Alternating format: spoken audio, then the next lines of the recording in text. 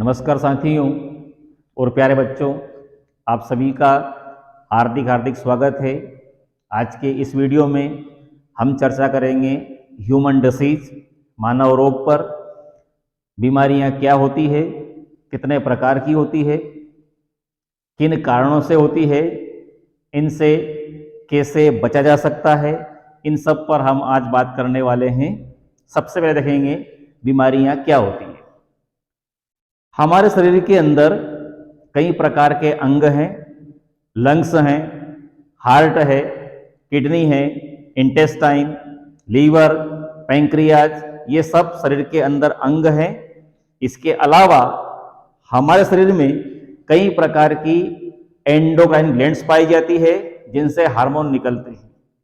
यदि शरीर की ग्रंथियां और शरीर के अंदर पाए जाने वाले अंग नियमित रूप से सही व्यवस्थित कार्य करते रहते हैं तो व्यक्ति स्वस्थ रहता है। यदि अंगों की क्रियाशीलता अनियमित हो जाती है तो फिर बीमारियां पैदा होती है। शरीर के अंगों की क्रियाशीलता का अनियमित होना ही बीमारी होती है। जैसे हमारी हार्ट बीट 72 पर मिनट होती है। अगर ये हार्ट 72 पर मिनट हार्ट बीट उत्पन्न करता है, इसका मतलब वो व्यवस्थित है, व्यक्ति स्वस्थ है। यदि हमारी हार्ट बीट 100 पर मिनट हो जाती है, मतलब हार्ट बीट अधिक हुई, बीमारी हो सकती है। यदि हमारी हार्ट बीट 60 पर मिनट होती है, हार्ट बीट कम हो गई, तो भी बीमारियां हो सकती है। यदि किसी ग्लैंड से कोई हार्मोन ज्यादा निकलता है तो बीमारी हो जाती है, कम निकलता है तो बीमारी हो जाती है। मतलब समस्या है। तो शरीर के अंगों की क्रियाशीलता का अनियमित होना ही बीमारी है। परिभाषा बिल्कुल आसान है। शरीर के किसी भी अंग का किसी भी कारण से अनियमित कार्य करना बीमारी होती है। A disorder in the proper functioning of the body organs due to any reason, किसी भी कारण से शरीर के किसी भी अंग की क्रियाशीलता यदि अनियमित होती है, वही बीमारी होती है। ठीक है। अब टाइप्स ऑफ डिसीज, बीमारियों के प्रकार। बीमारियां मुख्य रूप से दो प्रकार की होती है। एक होती है कॉन्जेनिटल डिसीज या जेनेटिक डिसीज, आनुवांशिक रोग, जन्मजात रोग, और दूसरे होते हैं उपार्जित रोग या एक्वायर्ड डिसीज। कुछ बीमारियां ऐसी होती है जो बच्चों को माता पिता से गिफ्ट के रूप में मिलती है। कुछ बीमारियां ऐसी है जो एक पीढ़ी से दूसरी पीढ़ी में जाती है। माता पिता में अगर बीमारी है तो बच्चों में हो ही जाएगी। ऐसी बीमारी को कहा जाता है जन्मजात रोग या आनुवांशिक रोग या जेनेटिक डिसीज। एक बीमारी होती है हीमोफीलिया, जिसमें ब्लड क्लॉटिंग नहीं होती। एक बीमारी होती है कलर ब्लाइंडनेस, जिसके अंदर एक समान रंग में भेद करने की क्षमता नहीं होती। एक बीमारी होती है सिकल सेल एनीमिया, जिसमें आरबीसी हंसिए के आकार की हो जाती है। ये सारी बीमारियां होती है कॉन्जेनिटल डिसीज, या इनको बोलते हैं जन्मजात या आनुवांशिक रोग। किसी व्यक्ति को पैतृक संपत्ति मिलती है, किसी व्यक्ति को पैतृक बीमारियां मिलती है। तो जो बीमारियां माता पिता से बच्चों के अंदर जाती है, ऐसी बीमारी को कहा जाता है जेनेटिक डिसीज या आनुवांशिक रोग। कुछ बीमारियां ऐसी होती है जिनमें बच्चा स्वस्थ पैदा होता है, स्वस्थ जन्म लेता है, लेकिन उसके जीवन की किसी अवस्था में उसके अंगों की क्रियाशीलता अनियमित हो जाती है। तो उसके जीवन की किसी अवस्था में अगर बीमारी आती है तो उसको बोलते हैं उपार्जित रोग या एक्वायर्ड डिसीज। ठीक है। इनके भी आगे प्रकार हैं। ये जो एक्वायर्ड डिसीज रहती है, ये आगे और कई प्रकार की होती है। Types of acquired disease. जो उपार्जित रोग हैं ये कितने प्रकार के होते हैं, कौन कौन से होते हैं, थोड़ी बात इस पर कर लेते हैं। ये जो बीमारियां रहती है ये मुख्य रूप से दो प्रकार की होती है। एक होता है कम्युनिकेबल डिसीज, जिनको कहेंगे हम संक्रामक रोग, और दूसरी होती है नॉन कम्युनिकेबल डिसीज, जिसको बोलते हैं असंक्रामक रोग। संक्रामक और असंक्रामक, कम्युनिकेबल और नॉन कम्युनिकेबल। अब इन दोनों में अंतर क्या है? ये जो बीमारियां हैं कम्युनिकेबल, इसमें क्या होता है, इन बीमारियों का जो मुख्य कारण होता है वो होता है कोई भी पैथोजन। बीमारी अगर किसी रोगाणु के कारण होती है और फिर वो रोगाणु एक व्यक्ति से दूसरे व्यक्ति में जाता है, ऐसी बीमारियों का जाता है संक्रामक रोग या कम्युनिकेबल डिसीज। कुछ बीमारियां ऐसी रहती है जिनका रोगाणु रहता ही नहीं है, जो किसी भी अजैविक कारक के कारण फैलती है, किसी भी अजैविक कारक के कारण ही होती है, उनको कहा जाता है असंक्रामक रोग या नॉन कम्युनिकेबल डिसीज। जिन बीमारियों का कारण कोई जीवित रोगाणु होता है वो संक्रामक, और जिन बीमारियों का कारण कोई अजैविक कारक होता है वो असंक्रामक। आगे फिर इनके ही प्रकार मिलेंगे हमको। अब पढ़ेंगे हम आगे टाइप्स ऑफ कम्युनिकेबल डिसीज, संक्रामक रोग जिनका कारण कौन होता है, जो किसी भी पैथोजन के कारण होती है। अब पैथोजन मतलब रोगाणु, रोगाणु कौन सा होगा, रोगाणु कौन सा हो सकता है? तो अगर बीमारी का कारण कोई वायरस हो, विषाणु हो, तो ऐसी बीमारी को बोलेंगे वायरल डिसीजेस। जैसे एड्स, ये किसके कारण होता है? HIV वायरस के कारण होता है। ठीक है, ऐसी कई बीमारियां हैं, स्मॉल पॉक्स है, चिकन पॉक्स है, जो वायरस के कारण होती है। कुछ बीमारियां ऐसी होती है जो बैक्टीरिया के कारण होती है। बैक्टीरिया मतलब जीवाणु, जैसे ट्यूबरकुलोसिस, टीबी की बीमारी होती है जीवाणु कारण, जिसका नाम है माइकोबैक्टीरियम ट्यूबरकुलोसिस। तो जीवाणु से होगी तो हो जाएगी बैक्टीरियल डिसीज। कुछ बीमारियां ऐसी रहती है जो प्रोटोजोवन, कुछ एक कोशिकीय जीव रहते हैं जिनके कारण होती है, तो प्रोटोजोवन के कारण होती है, तो उसको बोलते हैं प्रोटोजोवन डिसीजेज। जैसे एंट अमीबा हिस्टोलिटिका, इससे होती है डिसेंट्री, जिसको हम बोलते हैं पेचिस। हेलमंथीस, कुछ बीमारियां ऐसी रहती है जो हेलमंथीस, जो थोड़े जंतु रहते हैं, बड़े जंतु रहते हैं, जैसे फीताकृमि, फेसियोला हिपेटिका, इनसे बीमारियां होती है फेसियोलेसिस। तो ये जो बीमारियां रहती है ये हेलमंथीस कैटेगरी के एनिमल से होती है। कुछ बीमारियां होती है फंगल डिसीज, फंगल मतलब फंगी की वजह से होती है। जैसे आपने नाम सुना होगा रिंग वर्म का, इसको बोलते हैं दाद। ये बीमारी होती है कवक के कारण, फंगी के कारण। तो फंगी, हेलमंथीस, प्रोटोजोवन, बैक्टीरिया, वायरस, ये सब के सब क्या है? ये सब के सब बायोटिक फैक्टर हैं, बायोटिक पैथोजन हैं, जिनसे बीमारियां होती हैं, और ये सब जीवित रहते हैं। इसलिए इनसे होने वाली सभी बीमारियों को हम बोलते हैं कम्युनिकेबल डिसीज, संक्रामक रोग, जो एक रोगी से दूसरे स्वस्थ व्यक्ति के अंदर पहुंचते हैं। Types of non communicable disease, असंक्रामक रोग जिनका कारण कोई जीवित कारक नहीं होता, ऐसी बीमारियां होती है असंक्रामक रोग। अब ये बीमारियां क्यों होती है, तो इसके लिए हम देखेंगे एक टाइप है इसका डीजनरेटिव डिसीज। इसका मतलब होता है कि किसी अंग की क्रियाशीलता जब कम हो जाती है, हमारा हार्ट सामान्य से कम काम करने लगता है, तो ये बीमारी होती है, उसको बोलते हैं डीजनरेटिव डिसीज। हमारी किडनी सामान्य से कम काम करना शुरू कर दे तो वो होती है डीजनरेटिव डिसीज।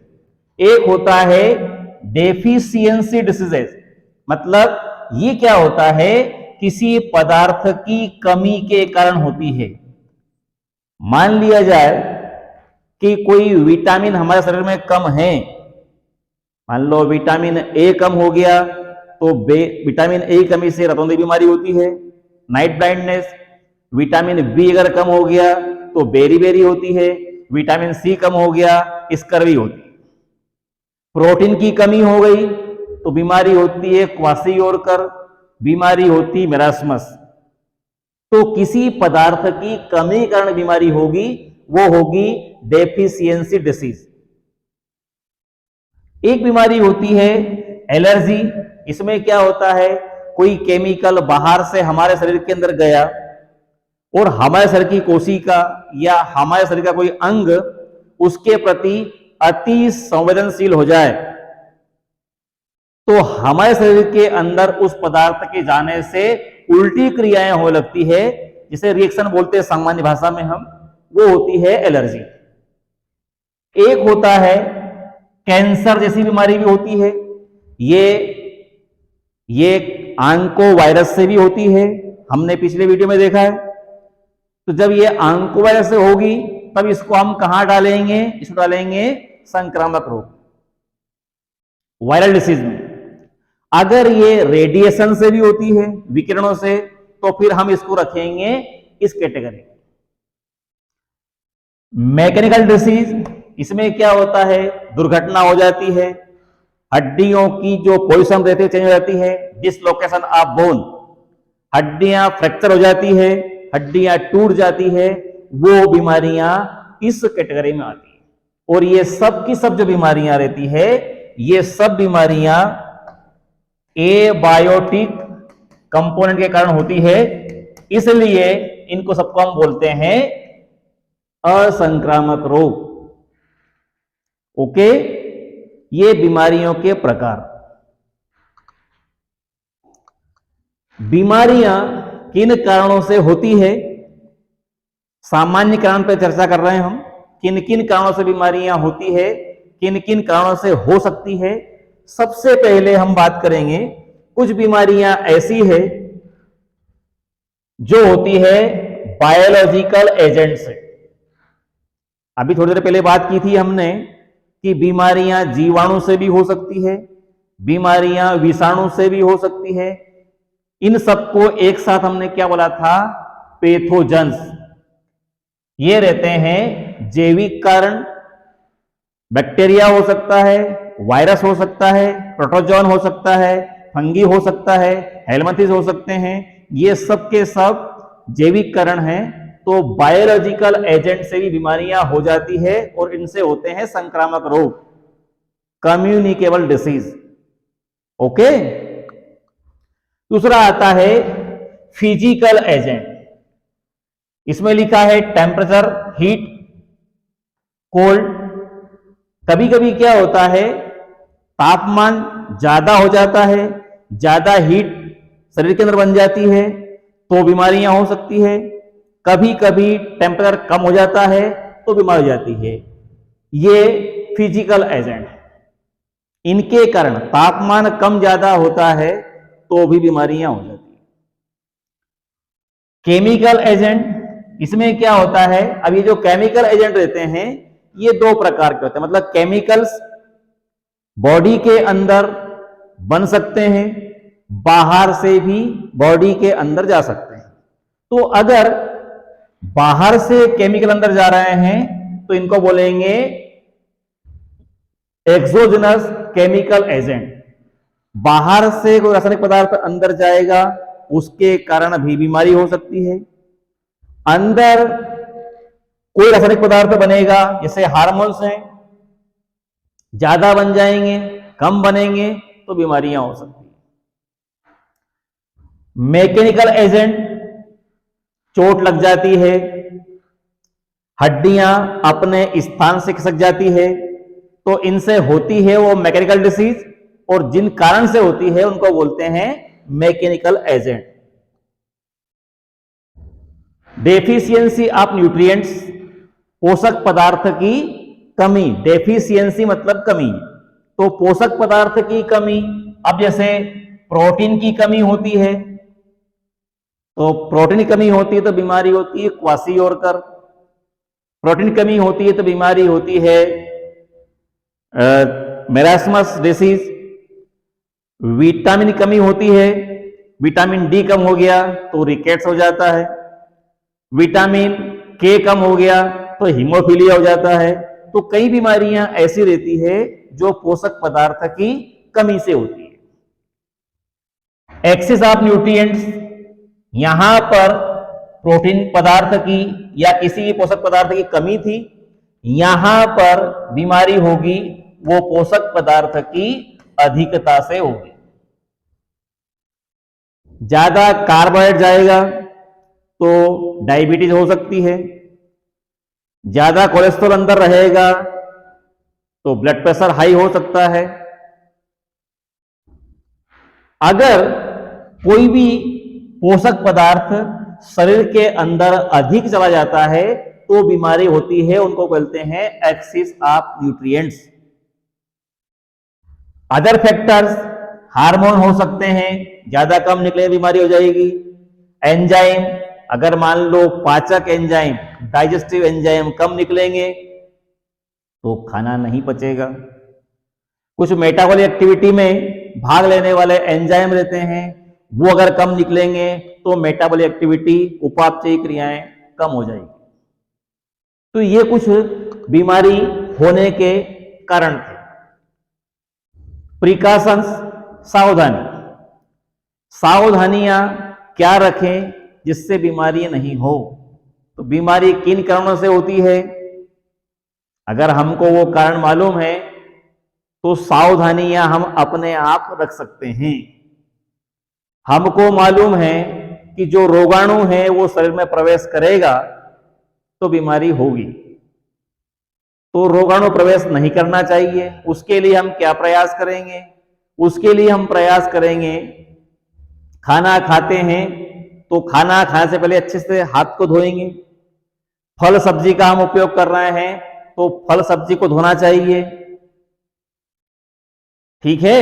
अगर हम बाहर का खाना खा रहे हैं तो ढका हुआ हो, पानी पी रहे हैं वो ढका हुआ हो, ताकि कोई भी रोगाणु उसमें नहीं हो और हमारा शरीर बीमार होने से बच जाए। हमको ये पता है कि खाना अधिक खाएंगे तो बीमारी होगी, खाना कम खाएंगे तो बीमारी होगी। तो हमको नियमित रूप से अच्छा खाना खाना चाहिए, गर्म खाना खाना चाहिए, ताकि कोई रोगाणु प्रवेश नहीं करे, किसी पदार्थ की अधिकता नहीं हो, ज्यादा तला गला नहीं हो। अगर तला गला होगा तो आइल जाएगा अंदर, आइल जाएगा तो उसमें फैट्स होगी, कोलेस्ट्रॉल होगा, बीमारियां हो सकती हैं। हमको ये पता है कि हम अगर तेज धूप में निकलते हैं, रेडिएशन गिरते हैं तो कैंसर हो जाता है। तो हम ये प्रयास करें कि तेज धूप में नहीं निकले। इसका मतलब ये नहीं कि काम ही नहीं करें, प्रयास ये करें कि विकिरणों से बचने का प्रयास करें। अस्पताल जा रहे हैं तो एक्सरे किरणें वहां निकलती है, उनसे बचने का प्रयास करें। एक्सरा जहां पे होता है, एक्सरे रूम में हम नहीं जाएं, वहां जाने से बचें। हार्मोन प्रॉपर निकलते रहे, इसलिए हम हल्का सा एक्सरसाइज करें, पैदल चलने का प्रयास करें, हल्का सा मूवमेंट करें, आराम कम करें, खाना खाने के बाद सोए नहीं, पर्याप्त मात्रा में पानी पीने का प्रयास करें, ताकि जो जैविक क्रियाएं हैं वो व्यवस्थित चल सके। ये सब क्या है? सावधानियां हैं, हम सबको मालूम है, लेकिन हम उस सावधानी का उपयोग बहुत कम करते हैं।